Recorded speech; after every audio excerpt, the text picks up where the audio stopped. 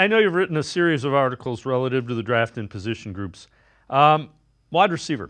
I think the Browns need at least one, maybe two. How good of a receiver class is this? It's not as good as last year's, but that's largely because last year's class, I said 1,000 times, was is generational, and I think you've seen that kind of play out throughout the 2024 season. Looking at this year's class, obviously number one, Travis Hunter. It seems like there's a lot of momentum towards him being the top receiver in this class.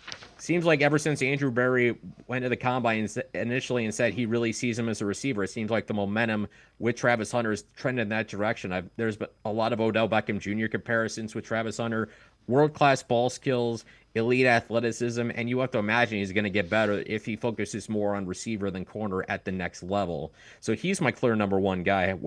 I would be stunned if he doesn't go at the top four. He's at the head of what I have is the best position group in this draft. Number two, Ted McMillan from Arizona, 6'5" receiver, big guy, moves better than guys of his size typically do.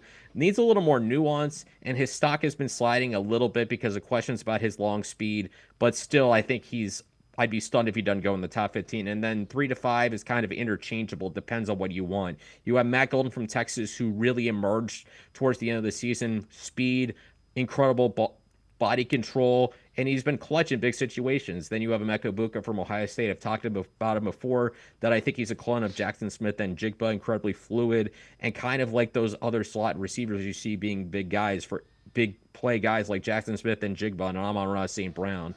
Abuka could be that similar guy. And then Luther Burden the third, speaking of slot receivers, 200 plus pounds at about 5'11".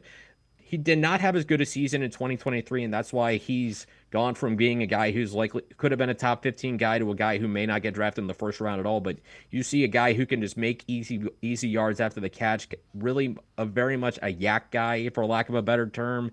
I think the 2024 season hurt him, but if a team gets 2023 Luther Burden, they're getting a very good receiver.